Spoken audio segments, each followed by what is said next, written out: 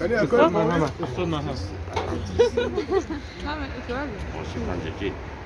آش از همه بهترین. آش زرافشان سبزی سبز. رحمت. ما همه آش افتخار آشیم بعد خودم آش سبزی سرخ. رحمت. بعد اسفره هم سبزی هم زرد هم سرخ. شما آش کدامش به شما پسند است؟ همش میدونی چی؟ کجا پسند؟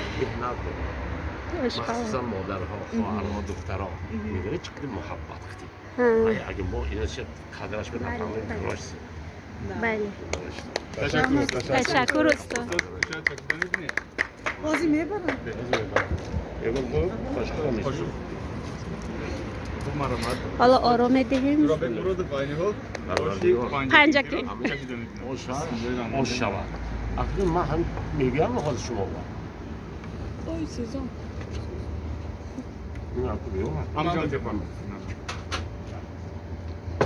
اسفره هم پنجگم شد یک چیز باز این چیز ما تاجیک ازبک ها همه ما یک مردم یک بندی خدا همه به هر حال آش حلال بله. آش حلال این از حضرت سینا مانده آب ش شالی ه پیاز ایاز لله حلال آتش و ویت آش حلال از حضرت سینا ماندگی همینو باید بالا آفرین. رحمت. تو مرحمت استاد دیگرش